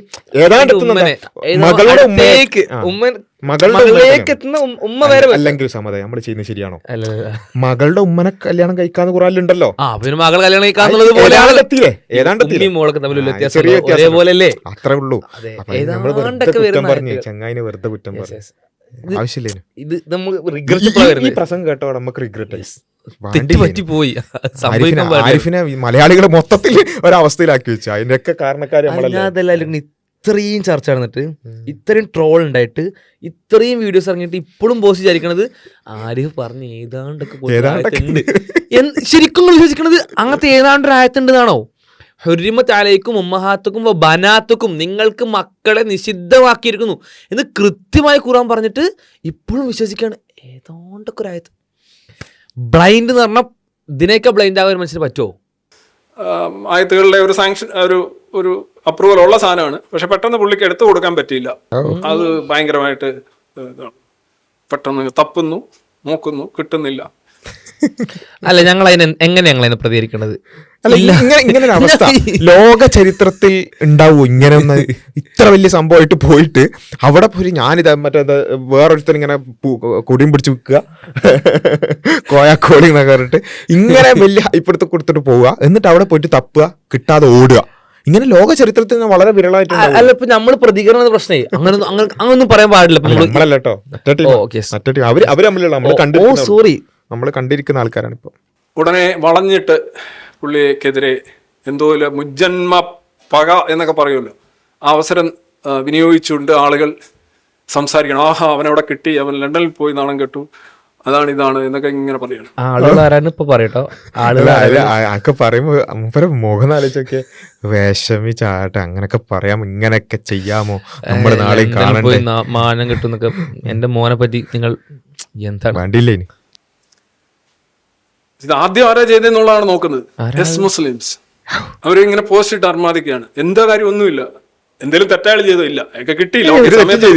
ഒരു തെറ്റും ചെയ്തിട്ടില്ല. തെറ്റ് ചെയ്തിട്ടില്ലാന്നോ? ഒരു കമ്മ്യൂണിറ്റിനെ പറ്റി ഇത്ര വലിയ കളവ് പറഞ്ഞിട്ട് ആ കളവ് തെളിയിക്കാൻ വേണ്ടി ലണ്ടനിൽ സ്പീക്കേഴ്സ് കോർണറിൽ പറഞ്ഞിട്ട് നെറ്റ് ഇല്ല എന്ന് പറഞ്ഞ് ഓടിയിട്ട് അതിനുശേഷം ഇത്രയും കാലമായിട്ടും ആ ആയത്തരാൻ പറ്റാതിട്ട് ഒരു കമ്മ്യൂണിറ്റിക്കെതിരെ ഇത്രയും വലിയ ഹെയ്റ്റ് പറഞ്ഞിട്ട് അവർ തെറ്റും ചെയ്തിട്ടില്ല. ഒരു തെറ്റും ചെയ്യാതെയാണ് എക്സ്പ്രഷൻസ് അയാളെ ക്രൂശിക്കുന്നത്. നിങ്ങളുടെ മനസ്സിൽ എന്താ തെറ്റ്? നിങ്ങൾ എന്ത് തെറ്റ്? എന്തിനാ നിങ്ങൾ തെറ്റെന്ന് മനസ്സിലാക്കേണ്ടത്? നോണ പറയുന്നത് തെറ്റല്ലേ? ഒരു സമുദായത്തിന് ഇല്ലാത്ത കാര്യം പറയുന്നത് തെറ്റല്ലേ? ചാപ്പ കുത്തുന്നത് തെറ്റല്ലേ? തെറ്റ് നിങ്ങൾ എങ്ങനെ ഡിഫൈൻ ചെയ്യുന്നത്? മുസ്ലിങ്ങൾക്ക് അനുകൂലമാകുന്ന രീതിയിൽ എന്തെങ്കിലും ഒരു പ്രസ്താവനയുടെ അരഭാഗം വരുന്നതാണ് നിങ്ങൾക്ക് തെറ്റ്. അവർക്കെതിരെ ഹെയ്റ്റ് പറയുന്ന, അവരെ മാക്സിമം ദ്രോഹിക്കുന്ന, ക്രൂശിക്കുന്ന എന്ത് കാര്യം നിങ്ങൾക്ക് ശരിയാണ്. അതല്ലാത്ത എല്ലാ കാര്യങ്ങളും തെറ്റ്. ഒരു തെറ്റും ചെയ്യാതെ അയാളെ ക്രൂശിക്കാണ്, അയാളെ പ്രയാസപ്പെടുത്താണ്, അയാൾ ലണ്ടനിൽ പോയിട്ട് പെട്ടു എന്ന് പറയാണ്. ഒന്നും പറയരുതല്ലോ ആരും. ഇത് എക്സ് മുസ്ലിംസ് അല്ല, ഇത് വേണമെങ്കിൽ RSSന്റെ വക്താവ് പോയത് എതിർക്കും. അത്ര വലിയ അബദ്ധവും അത്ര വലിയ വൃത്തിയോടെ ചെയ്തിട്ടുള്ളത്. ആ വൃത്തികേട് ചെയ്തതിനു ശേഷം നിങ്ങൾ എന്നിട്ടും പറഞ്ഞില്ലേ, എന്നിട്ടും നിങ്ങൾ ആരിഫിനെ ക്രൂശിച്ചില്ലേ, മോശമാക്കിയില്ലേ എന്ന് പറയാൻ നിങ്ങളെ മൈൻഡ് പിന്നെ എങ്ങനെ വർക്ക് ചെയ്യുന്നത്? ഏത് രീതിയിൽ നിങ്ങൾ കാര്യങ്ങൾ മനസ്സിലാക്കുകയും ചിന്തിക്കുകയും ചെയ്യുന്നത് അറിയുന്നില്ല. കിട്ടിയില്ല, ഓക്കെ, സമയത്ത് എടുത്ത് നോക്കിയപ്പോൾ കിട്ടിയില്ല, ആയിക്കോട്ടെ. ഒരു ടെക്നിക്കൽ അങ്ങനെ സാധനം ഇല്ലേ, ഉണ്ട്. അങ്ങനെ വ്യാഖ്യാനങ്ങളില്ലേ, ഉണ്ട്. അയാൾക്ക് ആ സമയത്ത് കിട്ടിയില്ലെന്ന് പറഞ്ഞാൽ ഓക്കെ, അത് അയാളുടെ ആ ഒരു സമയത്ത് ഒരു വണ്ടി മിസ്സായി പോയി, അടുത്ത വണ്ടിക്ക് പോകുന്നു. ഒരു വണ്ടി മിസ്സായതല്ല, പാച്ചക്കള്ളം പറഞ്ഞു പിടിക്കപ്പെട്ട് ഓടേണ്ടി വന്നു. ഇത്രേ ഉള്ളൂ. വളരെ സിമ്പിൾ ആണ് സാധനം. അത് കാണുന്ന ആർക്കും മനസ്സിലാവും, സംഘികൾക്ക് പോലും മനസ്സിലായി, സംഘികൾക്ക് പോലും മനസ്സിലായ സാധനമാണ്. അതെന്ന് വെച്ചാൽ പൈസ തരുന്ന പിന്നെ ആൾക്കാർക്ക് വരെ മനസ്സിലായ സംഭവം മൂപ്പര് പിന്നെയും ന്യായീകരിച്ച് ടെക്നിക്കൽ അല്ല, അതങ്ങ് ആഘോഷിക്കണം. ഇവൻ ഇനി എന്തിനാണ് ജീവിക്കുന്നത്? എന്തിനി ജീവിക്കണം? ആ നിശബ്ദതയൊക്കെ ഉണ്ടല്ലോ, ആഘോഷിക്കാണ്. മലയാളികൾക്ക് തന്നെ നാണക്കേടായി പോയിരിക്കുന്നു. സർവ്വ മെഡിറ്ററേനിയൻ തീരത്തുള്ളവർക്കും നാണക്കേടായിരിക്കുന്നു. എന്തൊക്കെയോ ഇങ്ങനെ പറയും. കരയല്ലേ മുത്തേ, ഇതൊക്കെ സംഭവിച്ചോ, ജീവിതത്തിന്റെ ഭാഗല്ലേ, പേഴ്സണൽ എടുക്കല്ലേ. ആരാണെന്ന് പറഞ്ഞു കഴിഞ്ഞാൽ ദിസ് ആയൻ ഹിർസി അലി പറഞ്ഞ അതേ ഇതാണ്. അപ്പോൾ ഇതാണ് പിന്നെ ആരിഫിന്റെ ആ കഥയായിട്ട് ബന്ധപ്പെട്ട് ഇതൊക്കെയാണ് മൂപ്പരെ ഭയങ്കര ട്രിഗർ ആക്കിയത്. ഓൾറെഡി എക്സ് മുസ്ലിങ്ങൾ ഞങ്ങളുടെ ടെറിട്ടറിയിലേക്ക് ബിസിനസ്സിലേക്ക് കയറരുതെന്ന് പറയുന്നുണ്ട്. അതിന്റെ കൂടെ ഓമനപുത്രൻ ആരിഫിനെ വല്ലാതെ മനസ്സിലാക്കേണ്ടത് വെച്ചാൽ ഈ എക്സ് മുസ്ലിങ്ങൾ എന്താ ചെയ്തതെന്ന് മനസ്സിലാക്കണം. ജബ്ബാർ പിന്നെ ആദ്യം പോസ്റ്റ് ഇട്ടത് ഈ പറഞ്ഞ ആരിഫ് ഇങ്ങനെ കുടുങ്ങിയിട്ട് ആ ആരിഫിനെ രക്ഷപ്പെടുത്താൻ വേണ്ടിയിട്ടാണ് പോസ്റ്റ് ഇട്ടത്. ഫത്തുൽ മുയിലുണ്ട് എന്ന് പറഞ്ഞിട്ട് പിന്നെ ഈ പറഞ്ഞ ഒന്ന് ഇവൻ ഖുറാനിലുണ്ടെന്ന് പറഞ്ഞ കളവാണ്. എന്നിട്ട് നൂറ്റാണ്ടുകൾക്ക് ശേഷമുള്ള ഒരു ഫിഖ്ഹി ഗ്രന്ഥത്തിൽ അതുമായി ബന്ധപ്പെട്ട വ്യാഖ്യാനിക്കാവുന്ന ഒരു കാര്യം ഉണ്ടെന്നൊക്കെ പറഞ്ഞിട്ട് അവിടെ പോലും ഈ പറഞ്ഞ ഈ വ്യക്തിയെ ന്യായീകരിക്കാൻ വേണ്ടി പോസ്റ്റ് ഇട്ട ആളാണ് ഈ ജബ്ബാർ അടക്കമുള്ള ഇയാളെ എതിർക്കുന്ന എക്സ് മുസ്ലിങ്ങൾ. അവിടെ പോലും ന്യായീകരിക്കാൻ ശ്രമിച്ച ആൾക്കാരാണ്. എന്നിട്ട് അത് അമ്പേ പാളി പരാജയപ്പെട്ട് എന്നിട്ട് അപ്പൊ പൊട്ടീസായിന്ന് കണ്ടപ്പോൾ എന്ത് ചെയ്തു, ജബ്ബാർ തിരിച്ചിട്ടു. ലണ്ടനിൽ പോയി ആരിഫ് പറഞ്ഞത് നുണയാണെങ്കിലും എന്നൊക്കെ പറഞ്ഞിട്ട് പിന്നെ ഇതാക്കി. അങ്ങനെ വരെ കളിച്ച ആൾക്കാരാണ് ഈ എക്സ് മുസ്ലിങ്ങൾ. എന്നിട്ട് അതുപോലും പോരാ, എന്ത് ചെയ്യണം, ആരിഫ് ആ നാണം കെട്ടതിനെ അതിന്റെ കൂടെ നിന്ന് ഞങ്ങളും അതിന്റെ കൂടെ ഉണ്ട് എന്ന് പറയണം. ടെക്നിക്കൽ പ്രശ്നമാണ് എന്ന് പറയണത്രേ. അപ്പോൾ ഇതാണ് ഇതിന്റെ ഒരു അവസ്ഥ. അപ്പം ഇയാളെ സംബന്ധിച്ചിടത്തോളം ഈ രവിയുടെ ഈ സംസാരങ്ങളൊക്കെ കേൾക്കുമ്പോൾ തന്നെ അറിയാം എത്രത്തോളം ഇരുണ്ട രൂപത്തിലാണ് ഇയാളൊക്കെ മനസ്സിലാക്കുന്നത് എന്നുള്ളത്. ഒന്നും തലയിൽ കയറാത്ത രൂപത്തിലാണ് സംസാരിക്കുന്നത്. ഇതിന് കൂടെ ഇയാൾ എന്ത് ചെയ്യുന്നുണ്ട്, ചില കോട്ടുകൾ പറയുന്നുണ്ട്. കോട്ട് എന്ന് പറഞ്ഞാൽ രവിന്റെ കോട്ട് വളരെ രസമാണ്, നമ്മൾ മുമ്പും പറഞ്ഞിട്ടുണ്ട്. രവി എന്ത് ചെയ്യും, രവിനെ പോലെയുള്ള വേറെ അവിടെ ഇവിടെയൊക്കെ നിൽക്കുന്ന കുറേ ആൾക്കാരുണ്ട്, അവരെ കോട്ടെടുത്തിട്ട് വലിയ സംഭവമായി ഒരാളെ ഉദ്ധരിക്കുമ്പോൾ നമ്മളെന്താ വിചാരിക്കുക, എന്തോ അതോറിറ്റിയിൽ നിന്ന് ഉദ്ധരിക്കുക എന്നാണ്. അപ്പം ഞാൻ ആലോചിച്ച് നോക്കുക, ഞാൻ ഇവിടെ നിന്നിട്ട് രവിക്ക് മറുപടി പറയാണ്. രവിചന്ദ്രൻ എന്താണ് മനസ്സിലാക്കിയത്, താങ്കൾ പറഞ്ഞത് തെറ്റാണ്, എന്തുകൊണ്ട് എന്ന് ചോദിച്ചാൽ ജാക്കിർ നായിക്ക് പറഞ്ഞിരിക്കുന്നു എന്ന് പറഞ്ഞിട്ടൊരു കോട്ട് ഉദ്ധരിച്ചാൽ എങ്ങനെ ഉണ്ടാവും? ജാക്കിർ നായിക്ക് എന്ന് പറഞ്ഞാൽ ഒരു മുസ്ലിം പ്രബോധകൻ അങ്ങനെയൊക്കെ അല്ല പറയാ. അല്ലെങ്കിൽ പോട്ടെ, പിന്നെ മുഹമ്മദ് ഹിജാബ് പറഞ്ഞിരിക്കുന്നു, അല്ലെങ്കിൽ അലി ദാവ പറഞ്ഞിരിക്കുന്നു, അല്ലെങ്കിൽ പിന്നെ ഇന്നയാൾ പറഞ്ഞിരിക്കുന്നു എന്ന് പറഞ്ഞാൽ അത് അവർ മുസ്ലിങ്ങളോ അല്ലെങ്കിൽ അവർ ഇസ്ലാമിന് വേണ്ടി സംസാരിക്കുന്നവർ അങ്ങനെയല്ല. ഇതേപോലെ തന്നെയാണ് രവിന്റെ കോട്ടുകൾ മൊത്തം എന്താ വെച്ചാൽ ഈ ഇസ്ലാമോഫോബുകളായ ഡോക്കിൻസ് പറഞ്ഞിരിക്കുന്നു. എന്റെ പോലുള്ള ഒരു യൂറോപ്പിലെ ഒരു മനുഷ്യനാണ് അവിടുത്തെ രവി. അത്രേ ഉള്ളൂ. അവിടുത്തെ രവി പറയുന്ന സാധനം ഇവിടുത്തെ രവി എന്ത് ചെയ്യുക, കോട്ട് ചെയ്യുക. ഇവിടുത്തെ രവി പറഞ്ഞ പോലെ ഇവിടുത്തെ രവിന്റെ ബുക്കിലുള്ള ചിലപ്പോൾ അവിടെ കോട്ട് ഉണ്ടാവും. പിന്നെ ഇന്ത്യൻ സ്കോളർ പറയുണ്ടാവും. അപ്പൊ എനിവേ ഇത് എന്ത് പരിപാടിയാണ്? എന്നിട്ട് ആ വലിയ കാര്യമാതിരി കോട്ട് ചെയ്യുക. എന്താണ് ആ കോട്ട് എന്നുള്ള നമുക്കൊന്ന് കേട്ടോക്കാം. If you tolerate Islam, Islam will grow. When Islam grows, it will not tolerate you. ആണോ? ഭയങ്കര അതിൽ പറഞ്ഞ് ഇങ്ങനത്തെ ടൈപ്പ് ഓഫ് ആളാണ് ഈ കോട്ട് പറയുന്നത്. അയാള് പോലും ഫസ്റ്റ് പാർട്ടിൽ സമ്മതിച്ചു, ഇസ്ലാമിനെ ടോളറേറ്റ് ചെയ്യുകയാണെങ്കിൽ, അഥവാ നിങ്ങൾ ഇസ്ലാമിനെ ആക്രമിക്കാതിരിക്കുകയാണെങ്കിൽ, നിങ്ങൾ ഇസ്ലാമിനെ സഹിഷ്ണുതയോട് കാണുകയാണെങ്കിൽ, നിങ്ങൾ ഇസ്ലാമിനെ വെറുതെ വിടുകയാണെങ്കിൽ, നിങ്ങൾ അവരെ പ്രയാസപ്പെടുത്തുന്നില്ല, ബുദ്ധിമുട്ടുന്നില്ലെങ്കിൽ ഇസ്ലാം സ്വാഭാവികമായിട്ടും വളരും. അതിന്റെ സ്വാഭാവിക പ്രകൃതമാണ് വളർച്ച എന്ന് പറയുന്നത്. ഇതൊരു കൺഫെഷൻ ആയിട്ടാണ് നമ്മൾ എടുക്കുന്നത്. അതായത് ഈ പറഞ്ഞ പോലെ നിരന്തരം വെറുപ്പുണ്ടാക്കി, വിദ്വേഷമുണ്ടാക്കി, ഇസ്ലാമിനോടും മുസ്ലിങ്ങളോടും വെറുപ്പും വിദ്വേഷം ആകാതെ നിങ്ങൾ നോർമലി ഇസ്ലാമിനെയും മുസ്ലിങ്ങളെ എതിർക്കുകയാണെങ്കിൽ ഇസ്ലാം വളരും. It's reality. അത് ഇയാൾ പോലും സമ്മതിക്കുകയാണ്. ഇനി രണ്ടാമത്തെ പാർട്ട് എന്ന് വെച്ചാൽ ഇസ്ലാമോഫോബിയ അതേപോലെ ഛർദ്ദിക്കുകയാണ്. എന്താണ്, അങ്ങനെ ഇസ്ലാം വളർന്നു കഴിഞ്ഞാൽ ഇസ്ലാം നിങ്ങളെ ടോളറേറ്റ് ചെയ്യില്ല. ഒന്ന് ആലോചിച്ച് നോക്കുക. ഇത് ഏതോ ഒരു ഇസ്ലാമോഫോബ് പറഞ്ഞത് ഇയാൾ കോട്ട് ചെയ്യുക, അത്രേ ഉള്ളൂ സംഭവം. ഇനി ഇസ്ലാമിൻ്റെ ചരിത്രം ഒന്ന് പരിശോധിച്ച് നോക്കുക. ഏറ്റവും കൂടുതൽ ഇപ്പോൾ ഇന്ന് പോലും ലോകത്ത് ടോളറൻസ് ആണ് ഏറ്റവും കൂടുതൽ ചർച്ച. മുസ്ലിങ്ങളും അതേപോലെ തന്നെ ജൂതന്മാരും ക്രൈസ്തവരും ഒരേപോലെ ഏറ്റവും നന്നായി കോഎക്സിസ്റ്റ് ചെയ്തത് ചരിത്രത്തിൽ എവിടെയാണെന്ന് ചോദിച്ചാൽ അത് ഇസ്ലാമിന് കീഴിലാണ്, അല്ലേ? ഫലസ്തീനിൽ. ഇന്ന് ലോകത്തിന് തന്നെ പ്രയാസകരമായ രൂപത്തിൽ ഇന്നും ഇസ്രായേൽ ഫലസ്തീൻ വിഷയം അവിടെ നിൽക്കുകയാണ്. എന്നാൽ ജെറൂസലേമിലാണ് ജൂതന്മാരും മുസ്ലിങ്ങളും ക്രൈസ്തവരും ഏറ്റവും നന്നായി കോഎക്സിസ്റ്റ് ചെയ്തത്. അവിടെ ക്രൈസ്തവ ഭരണം ഉണ്ടായിരുന്ന കാലത്ത് അവിടെ ജൂതന്മാർക്ക് ജീവിക്കാൻ സാധിച്ചിരുന്നില്ല. അതേപോലെ തന്നെ പിന്നെ പല സ്ഥലങ്ങളിലും പല ക്രൈസ്തവ രാജ്യങ്ങളിൽ നിന്നും ജൂതന്മാരെ ആട്ടി ഓടിക്കായിരുന്നു. ഇപ്പം മുസ്ലിം ഖിലാഫത്തിന് കീഴിൽ മുസ്ലിം സ്പെയിനിലൊക്കെ ഉള്ള റബ്ബിമാർ പുറത്തുള്ള ജൂതന്മാർക്ക് കത്തെഴുതിയതുപോലെ നമുക്ക് ചരിത്രത്തിൽ കാണാൻ സാധിക്കും. അവർ പറയുന്നത് വെച്ചാൽ, നിങ്ങൾ പുറത്തുള്ള ജൂതന്മാരോട് പറയണം, നിങ്ങൾ ഇസ്ലാമിക സാമ്രാജ്യത്തിലേക്ക് ഖിലാഫത്തിലേക്ക് വന്നോളൂ, ഇവിടെ നിങ്ങൾക്ക് വളരെ സുന്ദരമായി ജീവിക്കാൻ സാധിക്കും, മറ്റുള്ള സ്ഥലങ്ങളിലുള്ളതുപോലെ പീഡനങ്ങൾ നിങ്ങൾ അനുഭവിക്കേണ്ടതില്ല എന്ന് പറഞ്ഞുകൊണ്ട് ഇസ്ലാമിക രാജ്യത്തിലേക്ക് മറ്റുള്ളവരെ ക്ഷണിക്കുന്നത് പോലും കാണാൻ സാധിക്കും. അങ്ങനെ ഏറ്റവും നല്ല ടോളറൻസിന്റെ ഏറ്റവും നല്ല ഉദാഹരണം കാണിച്ചെന്ന് ഇസ്ലാമിനെ കുറിച്ച് ഏതോ ഒരു ഇസ്ലാമോഫോബ് നൂറ്റാണ്ടുകൾക്ക് ശേഷമാണ് അവിടെ ഫലസ്തീനിലേക്ക് പിന്നെ ജൂതന്മാർ തിരിച്ചു വരുന്നത്. ആ തിരിച്ചു വരുന്ന സമയത്ത് മുസ്ലിങ്ങളാണ് ഭരണാധികാരിമാർ അത് ആ നിലക്ക് തന്നെ നിലനിർത്തിയിട്ടുള്ള മുസ്ലിങ്ങളെ പറ്റി പറഞ്ഞത്, നിങ്ങൾ മുസ്ലിങ്ങൾ ടോളറേറ്റ് ചെയ്ത് കഴിഞ്ഞാൽ അവർ നിങ്ങളെ ടോളറേറ്റ് ചെയ്യില്ല. ഇത് ആക്ച്വലി ഇതിൻ്റെ ഉള്ളിലുള്ള ഹിഡൻ മെസ്സേജ് എന്ന് പറഞ്ഞാൽ, നിങ്ങൾ മുസ്ലിങ്ങൾ ടോളറേറ്റ് ചെയ്യരുത്, നിങ്ങൾ അവരോട് ഇൻടോളറേറ്റ് ആയിരിക്കുക തന്നെ വേണം എപ്പോഴും. അവിടെ എപ്പോഴും റഫായിരിക്കണം, ടഫായിരിക്കണം, പരുഷമായിരിക്കണം, അസഹിഷ്ണുത ഉണ്ടായിരിക്കണം. അവർ നിങ്ങൾ ഒരു നിലക്കും സ്വാഭാവികമായ രീതിയിൽ ജീവിക്കാൻ വിടരുത്, അനുവദിക്കരുത്. ഒരു തരത്തിലുള്ള കലാപാഹ്വാനാണ് ഈ കോട്ടിലൂടെ രവീന്ദ്രൻ ആക്ച്വലി മലയാളത്തിൽ ചെയ്യുന്നത്. യെസ്. പിന്നെ ഇദ്ദേഹത്തിൻ്റെ സ്ഥിരം പരിപാടികൾ തന്നെയാണ് ബാക്കിയുള്ളത്. ബാക്കി നമുക്ക് ജസ്റ്റ് ഓടിച്ചു പോകാം.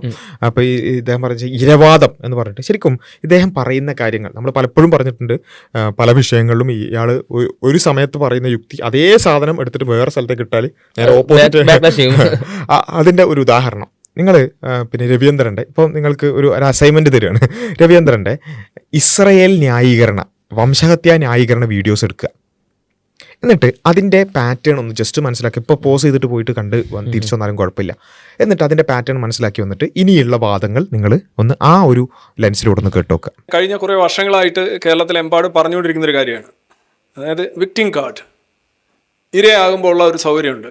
ഇപ്പം നിങ്ങൾ പരാതി അല്ലെന്നുണ്ടെങ്കിൽ വിലാപങ്ങൾ ഉയർത്തുന്ന ഒരു വ്യക്തിയാണെന്നുണ്ടെങ്കിൽ നിങ്ങൾക്ക് മറുവശത്തു നിന്നുള്ള വിലാപങ്ങളോ പരാതികളോ ഒന്നും കേൾക്കേണ്ടതില്ല. കാര്യം നിങ്ങൾ ആദ്യമേ ഈ സാധനം എടുത്തങ്ങ് വെക്കുകയാണ്. ആലോചിച്ചൊക്കെ എത്ര ഫിറ്റാണ്.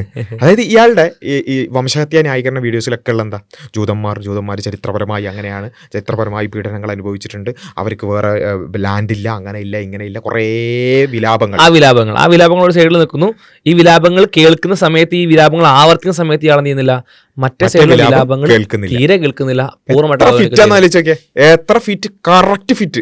ആ ഫിറ്റ് എന്ന് പറഞ്ഞാൽ, ഫിറ്റ്നസിന്റെ ലെവൽ എന്ന് പറഞ്ഞാൽ ആയിരക്കണക്കിന് കുട്ടികൾ മരിക്കുന്നില്ലേ, ആ അത്രയും ഡെപ്തിലുള്ള പ്രശ്നം വിലാപം പറയുന്ന സമയത്ത് പോലും ആ വിലാപത്തെ അവഗണിക്കാൻ ഇയാൾ കൊണ്ടു നടക്കുന്ന ഒരു കൈൻഡ് ഓഫ് വിലാപം മതി.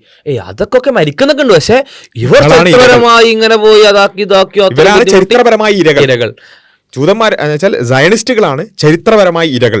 അതുകൊണ്ട് അവർ ചെയ്യുന്നത് എന്തും ശരി എന്ന് പറയുന്ന മരണപ്പെട്ടാലും പ്രശ്നമില്ല, ഒന്നാന്തരം ഇരകളിയാണ് യഥാർത്ഥത്തിൽ രവീന്ദ്രൻ ചെയ്യുന്നത്. കാര്യം നിങ്ങൾ ആദ്യമേ ഈ സാധനം എടുത്തങ്ങ് വെക്കുകയാണ്. പിന്നെ നിങ്ങൾ ഒരു ഒപ്രസ്ഡ് ആയിട്ടുള്ള വ്യക്തിയാണ്, പീഡിപ്പിക്കപ്പെടുന്ന വ്യക്തിയാണ്. അപ്പോൾ നിങ്ങൾക്ക് കൂടുതൽ ഏത് ഇസ്രായേലിനെ കുറിച്ചാണ് ഒപ്രസ്ഡ് എന്ന് പറയുന്നത്? അതായത് പിന്നെ ഒരേ സമയത്ത് ലെബനോനിൽ പ്രശ്നം ഉണ്ടാക്കുക, സിറിയയിൽ പ്രശ്നം ഉണ്ടാക്കുക, അതേപോലെ തന്നെ ഇപ്പുറത്ത് വെസ്റ്റ് ബാങ്കിൽ നിരന്തരം പ്രശ്നം ഉണ്ടാക്കിക്കൊണ്ടിരിക്കുക, ഇറാനിൽ പ്രശ്നം ഉണ്ടാക്കുക, അതേ സമയത്ത് തന്നെ പിന്നെ ഈ പറഞ്ഞ ഗാസയിൽ പ്രശ്നം ഉണ്ടാക്കുക. ഇങ്ങനെ ഒരേ സമയത്ത് 3, 4, 5, 6 വരെ വാർ ഫ്രണ്ടുകൾ തുറന്ന് നിരന്തരം പ്രശ്നം മാത്രം ഉണ്ടാക്കിക്കൊണ്ടിരിക്കുന്ന പിന്നെ ഇസ്രായേൽ പറയും, ഞങ്ങൾ ഇരകളാണേ, ഞങ്ങൾക്ക് വേറെ സ്ഥലമില്ലേ, ഞങ്ങൾക്ക് ആകെ പ്രശ്നമാണേ, ഇത് തന്നെ പറയാം. ലോകത്ത് ഏറ്റവും കൂടുതൽ പ്രശ്നം ഉണ്ടാക്കിക്കൊണ്ടിരിക്കുന്ന ആളുകൾ ഞങ്ങൾ അവരെ ആക്രമിച്ചാലോ, ഏതാളുകൾ? ഇസ്രായേൽ എന്ന് പറഞ്ഞാൽ ഒരു കരാർ പോലും ഇല്ലാതെ, അല്ലെങ്കിൽ അത്തരത്തിലുള്ള ഒരു റെക്കഗ്നീഷൻ ഇല്ലാതെ ആണവ ആയുധം കയ്യിൽ വെക്കുന്ന, ഇല്ലീഗലായി ആണവായുധം കയ്യിൽ വെക്കുന്ന, എല്ലാ തരത്തിലും അമേരിക്ക എന്ന് പറയുന്ന ലോക പോലീസിന്റെ എല്ലാ പിന്തുണയുമുള്ള ഇസ്രായേൽ പറയുന്നത് ലെബനൻ, ഒന്നുമില്ലാത്ത ലെബനനും ഒന്നുമില്ലാത്ത ഗാസയൊക്കെ ഞങ്ങളിതാ ആക്രമിച്ചില്ലാതാക്കുന്നേ എന്നുള്ള ആ ഇരവാദം കൊണ്ട് ജീവിച്ചു പോവുക. ഇതന്നെ ഇവരുടെ പണിയുള്ളൂ. അപ്പം ഇരവാദം ബേസിക്കലി എല്ലാവരും ഓക്കെ നമ്മളെ വ്യക്തി ജീവിതത്തിലൊക്കെ ചെയ്യാറുണ്ട്. നമുക്ക് വയ്യ, ഇതാണ് പ്രശ്നങ്ങൾ, തലചായ്ക്കാൻ ഒരിടം, അല്ലെങ്കിൽ 3000 വർഷം മുമ്പ് തലചായ്ക്കാൻ ഒരിടം, കൃത്യമായിട്ട് ഓർക്കണേ, തലചായ്ക്കാൻ ഒരിടം. അതിന്റെ പേരിലാണ് ഈ ആയിരക്കണക്കിന് ആൾക്കാരെ കൊന്നത്. തങ്ങൾക്ക് തലചായ്ക്കാൻ ഒരിടം വേണം, ഞങ്ങൾ കുറെ കാലം പുറത്താക്കിയതാണ്. ഏത് ഫിനാൻഷ്യൽ അത്ര സൗണ്ട് ആയിട്ടുള്ള ആളുകൾ പല യൂറോപ്യൻ കൺട്രീസിലും പ്രീമിയം പ്രിവിലേജ് ആയിട്ട് അനുഭവിച്ചിരുന്ന ആളുകൾ പറയാണ്, ഞങ്ങൾക്ക് ഇത്രയും കാശൊക്കെ ഞങ്ങൾ എടുത്തിട്ടുണ്ട്, ഞങ്ങൾ ഇത്രയും പ്രിവിലേജ് ലൈഫ് ആയിരിക്കുന്നത്, പക്ഷെ ഞങ്ങൾക്ക് ഞങ്ങളുടെ വാഗ്ദാന ഭൂമി വേണം, തലചായ്ക്കാൻ അവിടെ പറ്റുള്ളൂ, ആ വാഗ്ദാന ഭൂമിയാണ് ഈ സ്ഥലം, അവിടേക്ക് തന്നെ പോകണം എന്ന് പറഞ്ഞുകൊണ്ട് തലചായ്ക്കാൻ ഇടണമെന്ന് പറഞ്ഞിട്ട് വേറെ ചില ആളുകളുടെ നാട്ടിൽ പോയി അവരുടെ വീട്ടിൽ നിന്ന് അവരെ പുറത്താക്കി, അവരെ കൊന്ന് പതിറ്റാണ്ടുകളോളം അവരെ പ്രയാസപ്പെടുത്തി പ്രത്യേകം പ്ലാൻഡ് ആയിട്ടുള്ള അധിനിവേശങ്ങൾ നടത്തി ആളുകളെ കൊന്നൊടുക്കി ഇല്ലാതെയാക്കി വലിയ രീതിയിൽ ബോംബിട്ട് മരുന്ന് തടസ്സപ്പെടുത്തി നാനാഭാഗത്തുനിന്നും അവരെ ലോക്ക് ചെയ്ത് ആ തരത്തിൽ വലിയ രീതിയിൽ വേർപ്പിടിച്ച് പറയാണ്, ഞങ്ങൾക്ക് തലചായ്ക്കാൻ ഇടം വേണം, അതിനുവേണ്ടി ഞങ്ങൾ ഇതൊക്കെ ചെയ്ത്, ഞങ്ങൾ പാവങ്ങളല്ലേ എന്ന് പറയുമ്പോൾ രവീന്ദ്രൻ നീന്നു അതേ കാര്യത്തെ ഇവിടെ മലയാളത്തിലേക്ക് കുറച്ചുകൂടി വൈകാരികമായി ഇമോഷണലി ട്രാൻസ്ലേറ്റ് ചെയ്യുന്നു. എന്നിട്ട് പറയുന്നു വേറെ ചില ആളുകൾ ഇരവാദികളാണ്. ഇതല്ല ഇരവാദം. ഈ ഇരവാദം നിരന്തരം ആവർത്തിച്ചിട്ട് അല്ലെങ്കിൽ പൊട്ടിക്കരയാൻ ഒരു ചുമല് എന്നൊക്കെ പറയുന്ന രീതിയിലും നമ്മൾ പ്രയോഗിക്കാറുണ്ട്. പക്ഷേ ഇതിന്റെ രാഷ്ട്രീയ സാധ്യതകൾ വളരെ മാരകമാണ്. കാരണം നമ്മളിപ്പോൾ രാഷ്ട്രീയത്തിൽ ഏറ്റവും വലിയൊരു വിഷയമായിട്ട് കാണുന്നത് വളരെ ഷീറായിട്ടുള്ള കട്ടായിട്ടുള്ള അക്രമമാണ്. അതിൻ്റെ ഒരു എക്സ്ട്രീം വേർഷനാണ് നമ്മൾ ഈ ടെററിസം, ഭീകരവാദം, തീവ്രവാദം എന്നൊക്കെ പറയുന്നത്. ഈ തീവ്രവാദത്തെക്കാൾ ഭീകരമാണ് യഥാർത്ഥത്തിൽ ഈ ഇരവാദം. അതെ, 10,000-കണക്കിന് ആളുകളെ കൊല്ലുക, കുട്ടികളെ കൊല്ലുക, എന്നിട്ട് അതേ സമയത്ത് ഞങ്ങളാണേ ഇരകൾ എന്ന് പറയുകയും ചെയ്യാം. വളരെ തീവ്രമാണ്. അല്ല, ഇത് തീവ്രവാദത്തെക്കാൾ മോശമാണ് ഇരവാദമല്ല, തീവ്രവാദവും ഇരവാദവും ചേർന്ന കളിയാണ് ഏറ്റവും അപകടം. അതാണ് ഇസ്രായേൽ കളിച്ചുകൊണ്ടിരിക്കുന്നത്. ഒന്ന് ആലോചിച്ചൊക്കെ, ഇയാളിത് പറയുമ്പോൾ ഇതേ യുക്തി ഇന്ന് ഈ ദിവസം മിക്കവാറും രാത്രി ചിലപ്പോൾ ഇയാൾ ഇരവാദം പറഞ്ഞിട്ടുണ്ടാവും. അതായത് ഒരു ദിവസം രാവിലെ വന്നിട്ട് ഇരവാദത്തിനെതിരെ സംസാരിക്കുക, അന്ന് രാത്രി ലൈവ് പോയിട്ട് ഇരവാദത്തിനെതിരെ സംസാരിക്കുക. ഇത് വല്ലാത്തൊരു കഴിവാട്ടോ. ആ വിഷയത്തിൽ ടാലന്റാണ്. കേൾക്കുമ്പോൾ തോന്നിയേ ഇരവാദം എന്ന് പറഞ്ഞാൽ എന്താ പറയുക, പരാതി പറയുന്നത് നിനക്ക് വേണേ കേട്ടാ പോരെ എന്നൊക്കെ ആയിരിക്കും ആളുകൾ കരുതുന്നത്. അങ്ങനെയല്ല, പൊളിറ്റിക്സിൽ അങ്ങനെയല്ല. Because it can be A consistent narrative. ഭീകരവാദം എന്ന് പറയുന്നത് ഒരു ദിവസം കൺസിസ്റ്റന്റ് ആണ്. എത്ര നൂറ്റാണ്ടുകളായിട്ട് ഇതേ വിഷയത്തിൽ തലചായ്ക്കാനിടന്ന് പറയുന്ന വിഷയത്തിൽ കൺസിസ്റ്റന്റ് ആണ്. എന്ത് ചെയ്യുന്നു, ഇരവാദം പറയുന്നു, നറേറ്റീവ് ഉണ്ടാക്കുന്നു. ചെയ്യാനൊക്കെ വലിയ ബുദ്ധിമുട്ടാണ്. പിടിച്ചു കഴിഞ്ഞാൽ പിന്നെ NIE അങ്ങനെ ഒരുപാട് വിഷയങ്ങളാണ്. ഇരവാദം അങ്ങനെയല്ല, ഒരു കൺസിസ്റ്റന്റ് ആൻഡ് ചീപ്പ് എന്ന് പറഞ്ഞാൽ ഒരു ചെലവും ഇല്ലാതെ കൺസിസ്റ്റന്റ് ആയിട്ട് നടത്താൻ കഴിയുന്ന, വെപ്പൺ ഉപയോഗിക്കാത്ത കൈൻഡ് ഓഫ് പൊളിറ്റിക്കൽ ടെററിസമാണ് ഇരവാദം. അതാണ്. അപ്പം ഇസ്രായേൽ ചെയ്യുന്നത് ഒരേ സമയത്ത് ഈ വെപ്പൺ ഉപയോഗിക്കാത്ത പൊളിറ്റിക്കൽ ടെററിസവും ചെയ്യുന്നു, അതേ സമയത്ത് വെപ്പൺ ഉപയോഗിച്ചുകൊണ്ട് ആയിരക്കണക്കിന് ആൾക്കാരെ കൊല്ലുകയും ചെയ്യുന്നു. അപ്പോൾ എത്രമാത്രം മാരകമായിരിക്കും അത്. എന്നിട്ട് അതിനെ ന്യായീകരിക്കുക വല്ലാത്തൊരു കഴിവാണെന്നുള്ളതാണ്. അല്ല, ഇതിൽ വേറൊരു കാര്യം മനസ്സിലാക്കണം. ഇയാൾ എന്തിനാണ് വെപ്പൺ ഉപയോഗിക്കാത്തതെന്ന് പ്രത്യേകം എടുത്ത് പറയുന്നത് അറിയോ? ഇയാൾ സംസാരിച്ചുകൊണ്ടിരിക്കുന്നത് ഇന്ത്യൻ മുസ്ലിങ്ങളെ പറ്റിയിട്ടാണ്.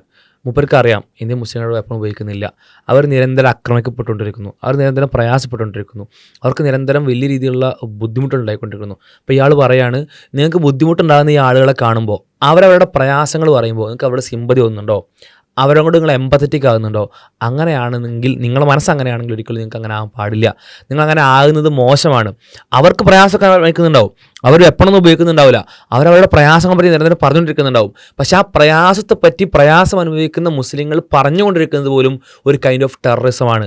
അവിടെ നിങ്ങൾക്ക് സിമ്പതി ഉണ്ടാകാൻ പാടില്ല. അവിടെ ബീഫിൻ്റെ പേരിൽ കൊല ചെയ്യപ്പെടുന്നു, ഒരുപാട് മോബ് ലിഞ്ചിങ്ങുകൾ ഉണ്ടാകുന്നു, ഒരുപാട് തരത്തിൽ സോഷ്യൽ മീഡിയയിൽ ആക്രമിക്കപ്പെടുന്നു, ഒരുപാട് സിനിമകളും മറ്റും എടുത്തിട്ട് ഒരു സമുദായത്തെ വലിയ രീതിയിൽ പ്രയാസപ്പെടുന്നു, ബുദ്ധിമുട്ടുന്നു, തെറ്റായിട്ട് നറേറ്റീവ്സ് അവരുടെ മേൽ ഉണ്ടാക്കുന്നു, ഒരുപാട് തെറ്റായിട്ടുള്ള വാർത്തകൾ അവരുടെ മേൽ പ്രചരിപ്പിക്കുന്നു. ഈ കാര്യങ്ങളൊക്കെ ഒരു നിലക്ക് സംഭവിക്കുമ്പോൾ, ഒരു സൈഡിൽ സംഭവിക്കുമ്പോൾ, അവരവരുടെ ഈ അനുഭവിക്കുന്ന പ്രയാസങ്ങളെ പറ്റി നിരന്തരം പറഞ്ഞുകൊണ്ടിരിക്കുമ്പോൾ ആ പ്രയാസങ്ങളെ കേട്ട് ആർക്കെങ്കിലും സിമ്പതി ഉണ്ടായാലോ എന്ന് പേടിച്ചുകൊണ്ട് പറയുന്നു, ആ പ്രയാസങ്ങൾ പറയുന്നത് പോലും എ കൈൻഡ് ഓഫ് ടെററിസമാണ്. ആ പ്രയാസങ്ങൾ പറച്ചിൽ പോലും നിങ്ങൾ അവരെ വെറുക്കാനുള്ള കാരണമായിട്ട് മാറണം. അതുകൊണ്ടാണ് അയാൾ നിരന്തരം എന്ത് ചെയ്യുന്നത്, വെപ്പൺ ഉപയോഗിക്കാത്ത, നിങ്ങൾക്ക് സൗമ്യമായിട്ട് തോന്നുന്ന അല്ലെങ്കിൽ നിങ്ങൾക്ക് അനുകൂലിക്കാൻ തോന്നുന്ന എന്തരത്തിലുള്ള പ്രയോഗങ്ങൾ നിരന്തരം ആവർത്തിക്കുന്നതാണ്. അതേസമയം എന്ത് ചെയ്യുന്നു, ഇയാൾ വെപ്പൺ ഉപയോഗിച്ചുകൊണ്ട് ഒരു സൈഡിൽ ടെററിസം നടത്തുന്ന അതേ ആളുകളെ ഈ ഇരവാദം നടത്തിക്കൊണ്ടിരിക്കുകയും ചെയ്യുന്നതാണ്. അപ്പോൾ ഏതായാലും നമ്മൾ പറഞ്ഞു വന്നത് ഈ രൂപത്തിൽ ഒരേ സമയത്ത് നിരന്തരം വെറുപ്പുൽപ്പാദിപ്പിക്കുകയും എന്നാൽ ആ വെറുപ്പുൽപാദനത്തിൽ അത്ര ആത്മാർത്ഥത പോരാ എന്നുള്ളതിൻ്റെ പേരിൽ മാത്രം എക്സ് മുസ്ലിങ്ങളെ കുറ്റം പറയുന്ന രവീന്ദ്രൻ, അതേ സമയത്ത് തന്നെ സ്വയം ചെയ്യുന്ന കാര്യങ്ങൾ എന്തൊക്കെയാണ് എന്നുള്ളതാണ് നമ്മൾ ഇവിടെ വളരെ ചുരുങ്ങിയ രൂപത്തിൽ പരിശോധിച്ചിട്ടുള്ളത്. ഇതിൻ്റെ ഈ പ്രസംഗത്തിൽ തന്നെ ഒരുപാട് വലിയ വലിയ തട്ടിപ്പുകൾ നടത്തുന്നുണ്ട്, ഇസ്ലാമുമായി ബന്ധപ്പെട്ടുകൊണ്ടൊക്കെ വലിയ തട്ടിപ്പുകൾ നടത്തുന്നുണ്ട്. അതിൽ കൂടുതൽ നമുക്ക് എന്ത് ചെയ്യാം, മറ്റു വീഡിയോകളിലൊക്കെ ഡിസ്കസ് ചെയ്യാം. അപ്പോൾ ഏതായാലും ഇത്തരത്തിലുള്ള ഒരു പിന്നെ അവസ്ഥ, പ്രത്യേകിച്ചും കേരളത്തിലെ നിരീശ്വരവാദം എന്ന് പറയുന്നത് ഇത്രത്തോളം എന്താ പറയുക കപടമായി പോകുന്നൊരവസ്ഥ. കാരണം എത്ര ഒരേ സമയത്ത് ഇരവാദത്തിനെതിരായി സംസാരിക്കുക, എന്നാൽ ഇരവാദ ഭീകരവാദത്തിന് വേണ്ടി സംസാരിക്കുക, ഒരേ സമയം മതത്തിനെതിരായി സംസാരിക്കുക, അതേ സമയത്ത് ഒരു മതരാഷ്ട്രത്തിന് വേണ്ടി സംസാരിക്കുക, ഇങ്ങനെയൊക്കെയുള്ളൊരവസ്ഥ. അതേ സമയത്ത് തന്നെ ഹിന്ദുത്വ ഐഡിയോളജിക്ക് വേണ്ടി സംസാരിക്കുക, BJPക്ക് എന്തെങ്കിലും പ്രശ്നം പറ്റുകയാണെങ്കിൽ അതിന് എല്ലാ നിലക്കും ഞങ്ങളുടെ മൃതശരീരത്തിലൂടെ ചവിട്ടിയിട്ടല്ലാതെ BJPനെ വിമർശിക്കാൻ പറ്റില്ല എന്നൊരവസ്ഥ യഥാർത്ഥത്തിൽ ഈ പറഞ്ഞ ഹിന്ദു നിരീശ്വരവാദികളാണ് യഥാർത്ഥത്തിൽ ഉണ്ടായിക്കൊണ്ടിരിക്കുന്നത്. അങ്ങനെയുള്ള ഒരു അവസ്ഥ യഥാർത്ഥത്തിൽ നമുക്ക് കേരളത്തിൽ നിരീശ്വരവാദികൾക്കിടയിൽ കാണാൻ സാധിക്കും. അത് നമുക്ക് കൂടുതൽ അത്തരം വിഷയങ്ങൾ നമുക്ക് വഴിയെ ചർച്ച ചെയ്യാം. ഏതായാലും നമ്മുടെ ചാനൽ സബ്സ്ക്രൈബ് ചെയ്യുക, കൂടുതൽ ആളുകളിലേക്ക് എത്തിക്കുക. അസ്സലാമു അലൈക്കും.